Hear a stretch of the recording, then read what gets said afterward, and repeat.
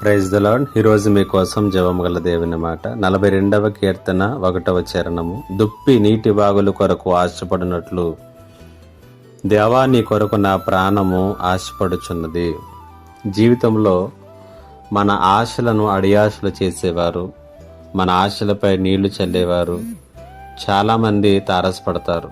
అయితే కాలం ప్రారంభం నుండి మనల్ని ఎన్నడూ ఎప్పుడూ నిరాశపరచని ఒక ఆయన ఉన్నాడు అన్న సంగతి మీలో ఎంతమందికి తెలుసు? ఆయన మాటలు సత్యం, ఆయన వాగ్దానాలు సత్యం. కాబట్టి ఆయనలో మనం ఎల్లప్పుడూ కూడా ఆశ కలిగి ఉండవచ్చు.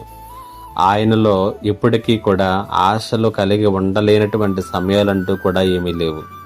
42వ కీర్తన 1వ చరణంలో కోరాహు కుమారులు మాట్లాడుచు, దుప్పి నీటి వాగుల కొరకు ఆశపడినట్లు దేవా నీ కొరకు నా ప్రాణము ఆశపడుచున్నది అని మాట్లాడుతున్నారు. కోరాహు కుమారుల యొక్క జీవితంలో ఆశలు ఇంకిపోయేటటువంటి పరిస్థితులు వచ్చాయి. ఆశలు అడియాసలుగా మారిపోయాయి. వారి యొక్క ఆశలన్నిటిపైన నీళ్లు చల్లినటువంటి వారు ఎక్కువైనటువంటి సందర్భంలో వీరు ఇక్కడ మాట్లాడుచున్నటువంటి మాట, దుప్పి నీటి వాగుల కొరకు ఆశపడినట్లు, నిరీక్షణతో వెతికినట్లు అనే ఒక బలమైనటువంటి చిత్రాన్ని వాడుచు నా ప్రాణము కూడా నీ కొరకు అలాగుననే ఆశపడుచున్నదని వివరిస్తున్నారు.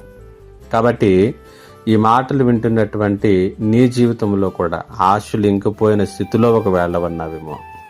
అయితే నీ జీవితంలో నీ ఆశకు నిరీక్షణకు ఆధారభూతుడు, మనము పెట్టుకున్నటువంటి ఆశలను ఎప్పుడు అడియాశలుగాను నిరాశగాను మార్చనటువంటి దేవుడు మనకు ఉన్నాడు అనేటువంటి సత్యాన్ని గ్రహించి కోరాహు కుమారుల వలె మనము కూడా దేవుని వైపునకు తిరుగుదాం. దేవుని మీద ఆశ పెట్టుకుందాం. దేవుని కొరకు నిరీక్షణతో ఎదురు చూద్దాం. నిరాశను చేయొద్దాం, నిరుత్సాహాన్ని చేయొద్దాం.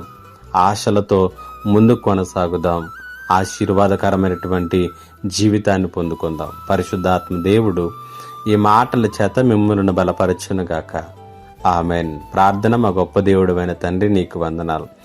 ఎవరైతే వారి జీవితాలలో ఆశలు వదులుకునేటటువంటి స్థితిలో ఈ మాటలు వింటూ ఉన్నారో వారిని బలపరచండి. నిరీక్షణతో కలిగినటువంటి జీవితాలతో ముందుకు కొనసాగేటటువంటి శక్తిని వారికి దయచేయమని యేసు పరిశుద్ధ నామములు అడిగి వేడుకొనుచున్నాను తండ్రి. ఆమెన్. ఇంకా ఎవరైనా మా ఛానల్ని సబ్స్క్రైబ్ చేసుకోకపోతే సబ్స్క్రైబ్ చేసుకోనండి, లైక్ చేయండి. దేవుడు మిమ్మల్ని దీవించునుగాక. ఆమెన్.